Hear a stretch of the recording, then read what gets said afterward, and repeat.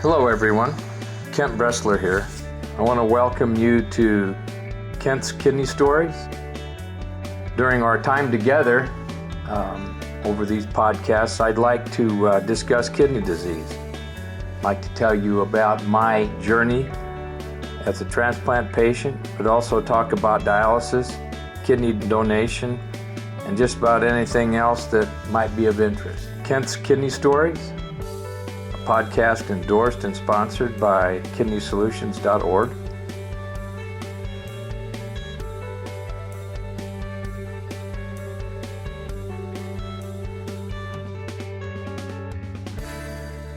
Hello everyone, this is Kent.Bressler, and we're going to do some podcasting today, and I have a very interesting guest that I'll introduce in a little bit. I wanted to mention to you the fact that the immunosuppressive bill was passed. There's a lot of questions out there about how that's going to be, how the money's going to be distributed and when it's going to start. It's not earmarked to start until 2022. So we have the whole year of 21 to figure all of this out. And I imagine we'll be doing some lobbying to make sure that that's done correctly. All in all, this is a kidney, from what I understand, this is for kidney transplant patients and recipients only. It's not for liver, heart, or any of the other ones, but although there is question of that, and that may change. I'm just saying right now that the bill is about kidney recipients. So you'll have to do some research, and I'll try to do some research and bring an expert on. We'll talk about that at some point in time.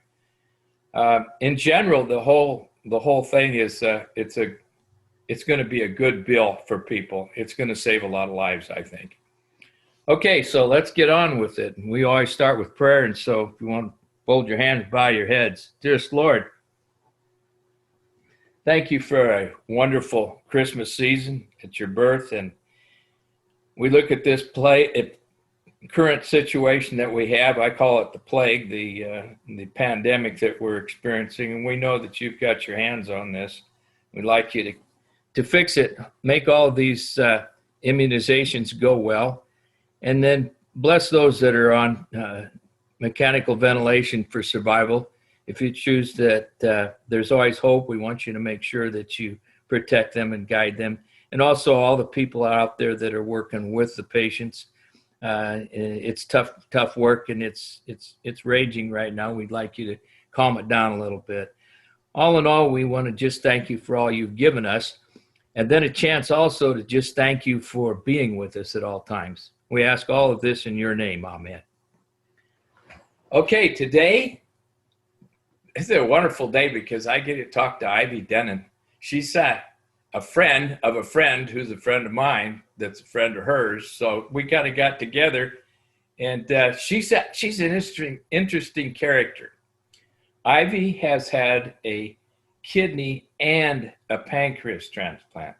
And I can explain all that to you because I don't know much about it, but I've done a little research on it, and I have a really good friend in San Antonio, Texas.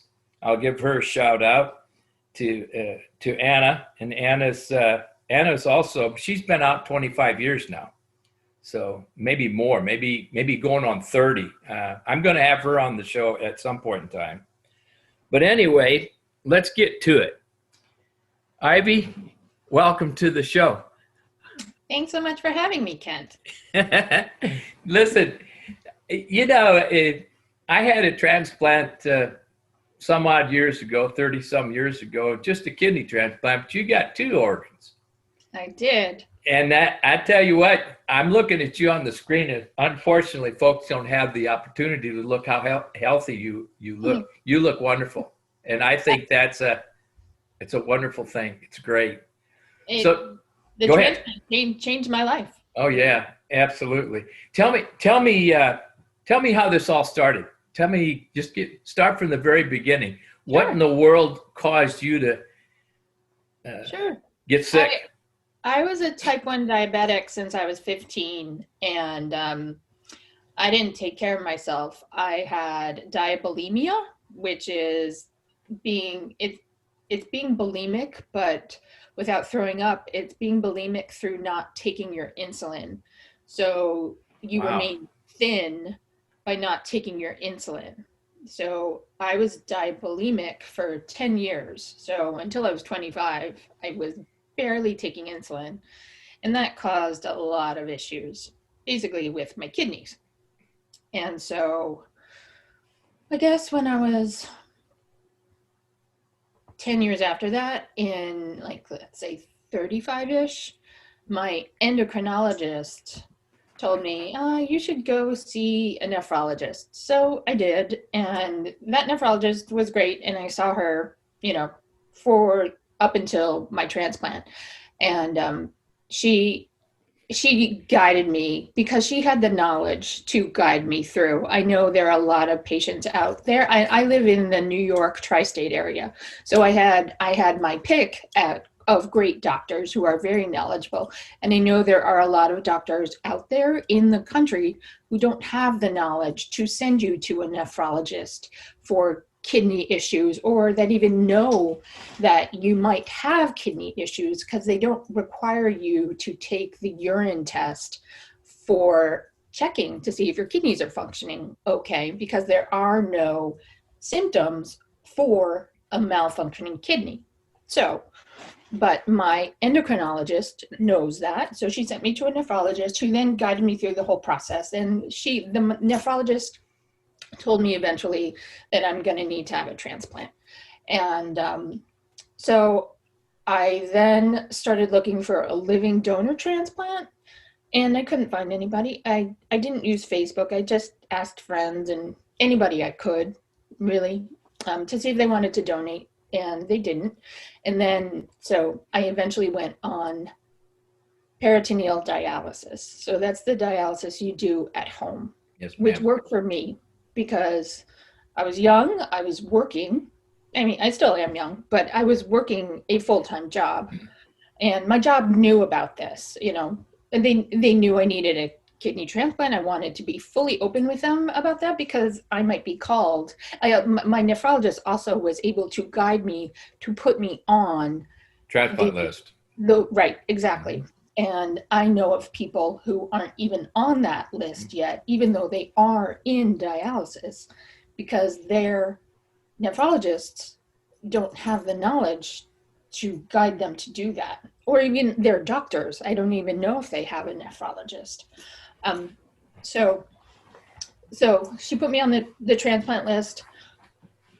I was doing home dialysis, and I did that for close to 3 years. And in that 3-year time period, I was on the wait list for kidney only. And the doctors that I went to said, you'll get a faster transplant if you do the 2-organ, meaning transplant my pancreas as well. Because I was a type 1 and was a brittle type 1, I would pass out all the time. My blood sugars were hard to control. I couldn't feel my low sugars. So I would pass out. And that wasn't good. EMS knew me by name. They would come to my house. They would come to my work, And it wasn't good. No. It's typical for someone who really doesn't want to address what's going on, right? But at that point I was on an insulin pump. Oh, you were good. Okay. Yeah, like I had gotten my diabetes under control. By the time I was 26, everything was under control. Okay, good. In terms of my sugars, they would spike and they would fall, crash, but it was hard to maintain an even level. I was active, I was working out, I was going out, I was eating, I was drinking, I was taking the insulin, but I couldn't control it well. Right. You were very brittle. Right. Yep. And I couldn't feel the low sugars, so I didn't know when they were happening. So all of a sudden I'd just pass out because that's how it worked with me. But then I met a friend. Well, she is now one of my best friends. I had heard a podcast, and the man speaking on the podcast was an altruistic donor. And he mentioned in the podcast where he lived, which is very close to me.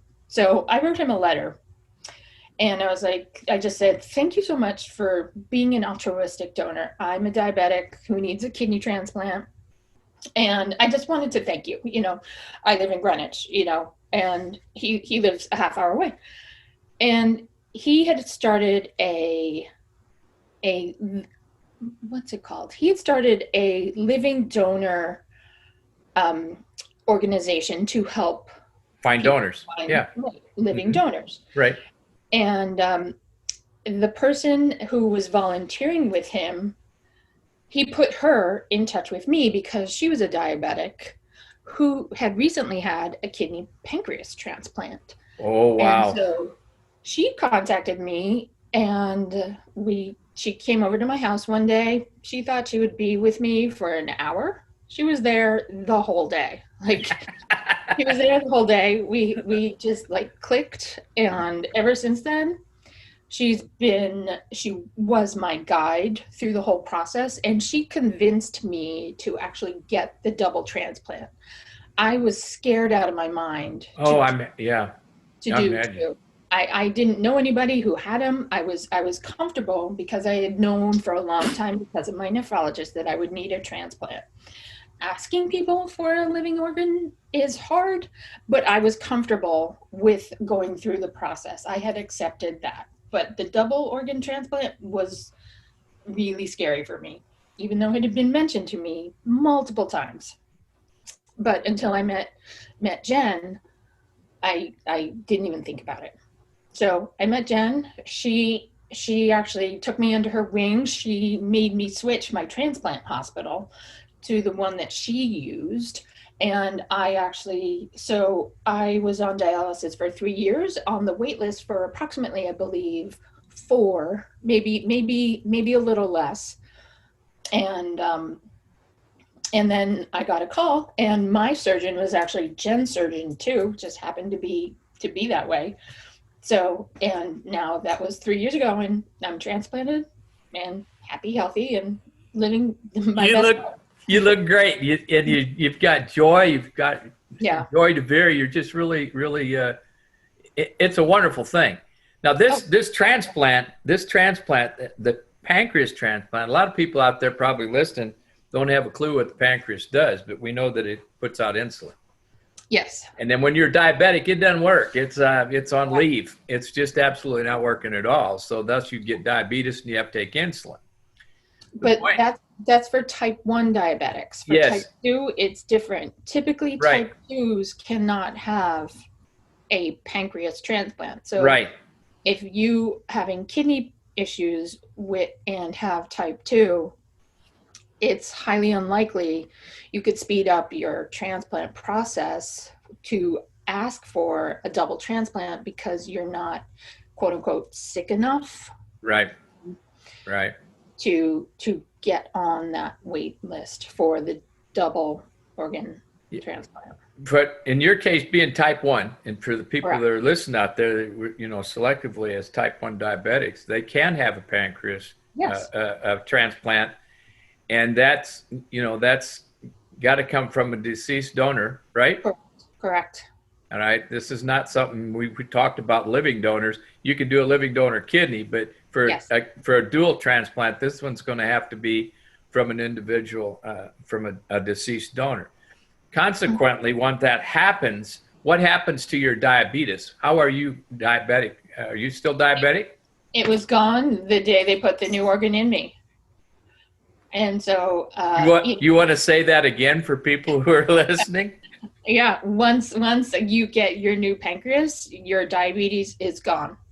Because that pancreas functions like a new pancreas to you, and it doesn't have it. Okay, so consequently, no more insulin. Correct. No more poking your finger or being on the insulin pump. No more poking your finger. No more monitoring your blood sugar. You're completely free of diabetes. And I think that is the takeaway point here, right? Yeah. And no more monitoring your diet, Exactly. Typically, diabetics should monitor their diet. I know a lot don't, which is the problem. Well, it's very difficult. I mean, a lot of people walk down the road and think, well, gee whiz, you just watch your diet and take care of it. taking care of it's a different thing to different people. But it can definitely be done. It's just, you just have to make the decision to do it, Right. to be healthy, you know, Yep. be And then, healthy for you. And it just requires determination. how long were you diabetic? 30 plus years. 30 plus years, and now without it. That's just amazing. Yep. That's great. Okay, tell me another thing. When you do your testing, when you go back into the doctor, who do you see? What kind of? I know you see a transplant nephrologist for sure, Yes. right? But Yes. how about do you see the endocrinologist too at the same time? Nope. No more endocrinologists. Bingo, No more gone. endocrinology. Yep. No Just matter. transplant team. Golly. Just, I mean, I'm forced to try to figure out how to talk about this because I've never had anybody that's come on. I've talked to Anna a lot. We've talked a lot about it. And she's, before COVID was very active in our support group. So consequently, go ahead. What were you going to say? I was going to say that if you are type 1, or if somebody is type 1, you can do it in 2 different stages. You can have the kidney pancreas and then get a different, you can have the kidney transplant and then get a different organ from somebody else later on down the line. Right. So you can still do it in 2 separate operations. Right. It's kind of better to try to do it if you can, but if you can't, then you do it. Donor. Sure. Mm-hmm. All right. So most of the folks that have these, they don't have a whole lot of issues other than medications, I would suspect, just your rejection medications, right? Yeah. No, it's pills. It's all pills. Yeah. What are you on? What type of medications do you take? I'm on tacrolimus, Myfordic, and Valsite, and then my doctor puts me on sodium bicarb, which is baking soda. And because I was diabetic, he also just started me on a blood pressure medication because I had diabetes for so long. I do have the possibility of a heart attack. So you're at risk for that. You're at risk for cardiac involvement. Yeah. Right. Well, exactly. And also being a transplant patient. Mm-hmm. So Yep. My blood pressure isn't crazy, but he just wants to keep it as normal as possible. Well, we know for fact, and you know this as well, but for the public, kidney disease, blood pressures affects kidneys. Oh yeah. Your blood pressure is controlled by your kidneys, and if they're not functioning, so it's like a chicken, which came first, the chicken or the egg, but it's constant, right? I mean, high blood pressure, kidney damage, high blood pressure. So the key to it, in your case, because of your long-term diabetes, is to take a blood pressure medicine to keep it as low as possible, low normal as possible. Right? Mm-hmm. Okay, good. What do you take for that? What kind of medicine do you take? I take the minimum dose of just not an over-the-counter.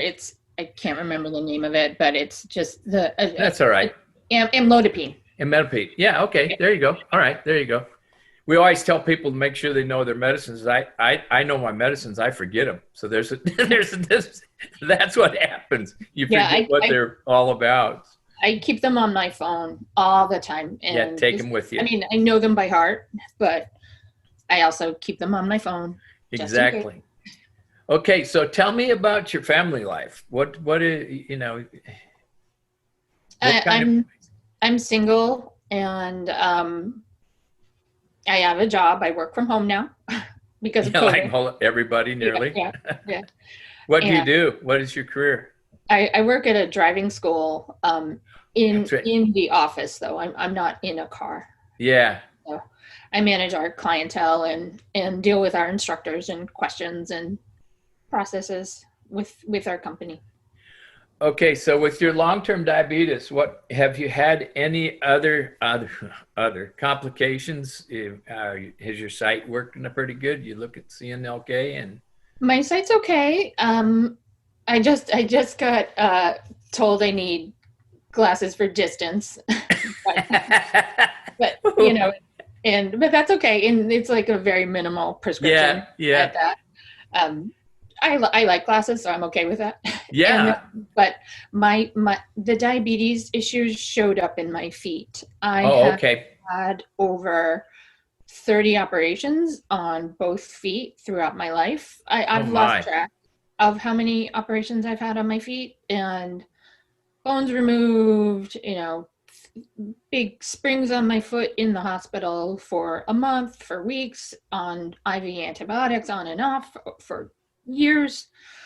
So I have foot issues. Yeah, and that's common with diabetics. Yeah. So And I also have people, neuropathy. So yeah. But those are long-term effects, and they probably have gotten better, somewhat better with a it. little bit, so yes, they have, but I'm still a slow healer. Sure. And I take immunosuppressive drugs, so Yeah. that doesn't help things. So have you talked about thinking about getting the shot from Pfizer? Have you talked to your doctor about that, getting to the immunization? I haven't. I'm nervous about it. I'm nervous about all vaccines, just because, especially this one, because you don't know the long-term consequences yet. Yeah. And yeah, it would help immediately, but I also don't want it to ruin this beautiful gift I've got. Oh no, I understand. Yeah, same way. But like I got 2 gifts. Yeah. From a very gracious person who donated to me. Which reminds me, have you ever found the donor? Have they ever said if you met them, or tell us about I that? haven't met them. I wrote them a letter. It took me a while to write that letter, because when I found out about my donor, she was young, and she was in the hospital. She donated because she had an aneurysm close to when she was having a baby. I don't know if it was before or after or during, or maybe a few days later, but I knew she had had a baby around the time they decided to donate her organs. So because of that, it was very painful for me to write that letter, because I didn't want to bring up the pain of having a child now with a woman who is no longer around. But I wrote them, and I got a letter back from the twin sister and the dad, and they were very thankful, and they were happy that I've continued my life. And sure, yeah. So how did that process work? The letter writing, they don't just give out those names. You have to work at getting those. How did that happen for you? So with the transplant team at the hospital, you write a letter to the family and you give it to the hospital, and then the hospital sends it on your behalf to the family if they want to receive it. Mm-hmm. So they did. So they opened it and graciously wrote me back. And so when they wrote me, they wrote to the organization, this maybe the hospital, I'm not exactly sure who manages it from their end. Sure. But I got 2 letters from the dad, or 1 letter from the dad and the sister, which was fantastic. The letters were not we're not like, I'd love to keep in touch. So I haven't written them since. I will at my 5-year, which is in a year and a few months. I'll write them again. That's a great idea, to do it on the anniversary. Again, I think as time goes, I think they appreciate it more and more. I know in our support group, we've had a gal who got a heart transplant. Ooh. And she, it was a very young man, was killed in a car accident, and she didn't write, and she's like, I think 6 years out now, and she wrote it 3 years. And they wrote back and they said she offered to meet them if they wanted to, and they did. And the family got to listen, to their son's heart. She brought a stethoscope. We brought a stethoscope, and she let him listen to the heart, and so that kind of thing brings a lot of completeness, I think, to Yeah. the family. Yeah. But there are many that don't even want to write. Okay, they're so stricken, or they're so angry, if you will, maybe. I don't know, but I do know that when I saw this, it made me a believer in getting at least making contact. Yes. I heard from my surgeon that sometimes families are like mine, and they're like, that's enough. Yep, You and know. that's fine. That's Yeah. great. That's fine. Whatever. Yeah. Mhm. But the again, you doing this on an anniversary just to say, hey, I'm still around and thinking of you, and I Yeah. appreciate you. You'll find the words for it. Those words always come to you as you think about them. Yeah. Yeah. Okay, so that's a real important thing for people to know, that they can get a hold of their donors. Yes. Yeah. You They'd have meant to ask their transplant center. Right. You mentioned too that you had trouble early on trying to find a living donor.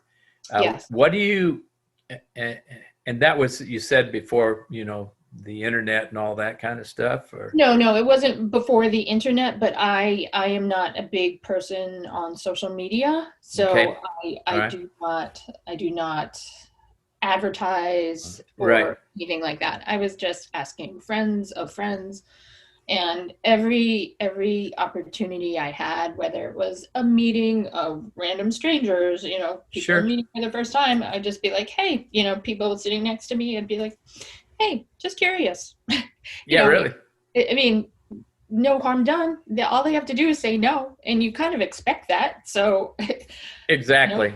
Well, when that's if you do get a yes, you're like, whoa, yeah, okay, yeah, and then it's up to them to follow through. You give them all the information because it's a huge choice, but the first step is just testing. It doesn't mean they have to make that decision whether they want to donate or not at that point. It's just getting the tests to see if you are compatible, or to see if this can be a multiple listing type of donation, where if your donor doesn't match you, it can be moved to somebody else, so some other donor in a pool right, can then match you. Can't remember the official term for this, but it's a mix and match of donors, so people get the correct match for themselves, of people willing to donate a living kidney. that's correct. That, I guess I could get a shameless plug in here then for Kidney Solutions, because that's what we do at Oh, that's Kidney great. Solutions. We spend a lot of time working to find a donor, Mhm. and then we work with the patients after they've had their transplant until they're well on their feet. And we want to encourage them to maintain their kidney function. And Right. so that's what we do at Kidney Solutions. And that's And how, and we're free. We don't charge anything. It's a free service. yeah. Yeah. And that's why the immunosuppressive bill will be so integral to kidney health, because there are a lot of people who can't afford the drugs. They are astronomically expensive, Right. especially after Medicare drops them after 3 years Right. and you're on your own. So the drugs being covered for the life of the transplant is going to help so many people, me being one of them. Yep. Yep. And you You make being one sure. of Yeah. them. Well, fortunately, I have insurance, but I mean, won't. It'll just cover the people who can't get the drugs. You can't afford them. So yeah, they I let mean, so I have insurance too, but it it doesn't, it still doesn't help much. no, Yeah. it covers. It's been in 30 years. It's been pretty expensive, but at least it's been manageable. I expected and was willing to pay it.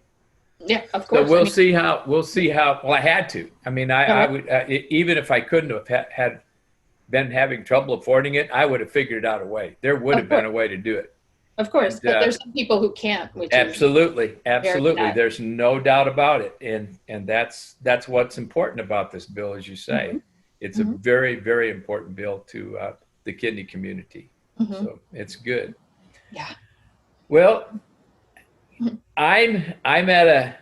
What would you tell someone who right now is diabetic and is in need of a kidney? What would be your recommendations to them? It depends on where they are in their stage. I would say get a nephrologist first of all. Start researching. Start doing some research about kidney and pancreas. Well, if they are type 1 Type diabetic. 1. If they're type Yeah. 1, that's what they want to do. Yep. Right. Okay. Because the wait list is so much smaller. Because I'm in the New York area, it's typically 7 to 8 years for kidney alone. Yes. And I mean, I know that it is that way in a lot of areas across the country, but my wait, once I got listed at the new hospital for both organs, it took me 4 months to get a transplant. Yeah. See, that's significant. And that's Oh, the gosh, point, yes. is that very few of them are done. All right. Uh-huh. More and Oh, more yeah. are being done, but that's what cuts the weight down, is the fact that you're looking at 2 transplants, 2 organs. actually. Yeah. Yeah. Two My organs. friend listed and she got it in a week.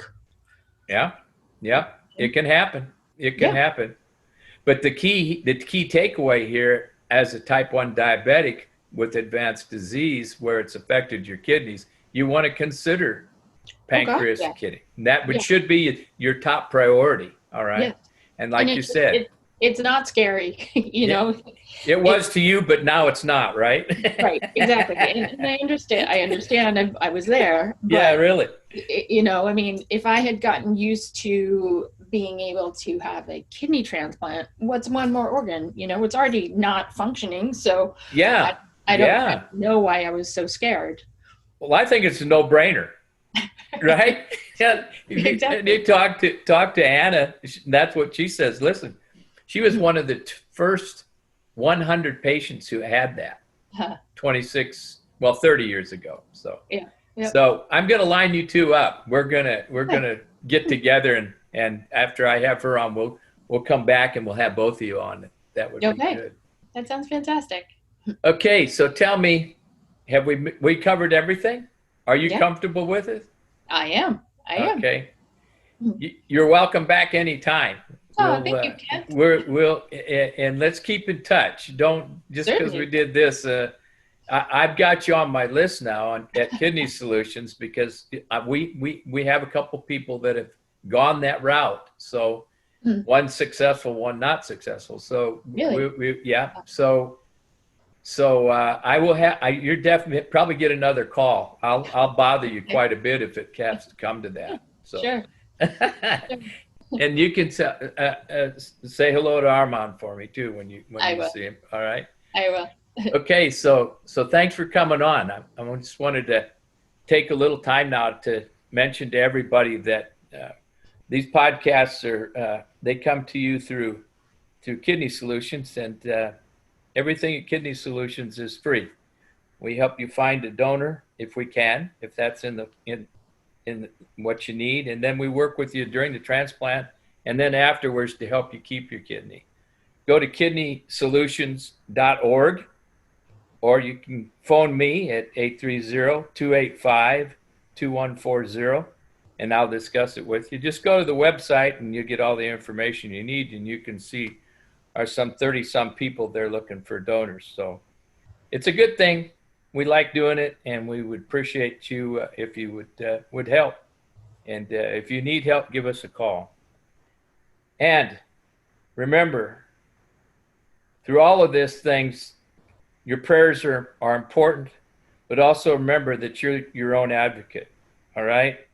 So until the next time, keep breathing.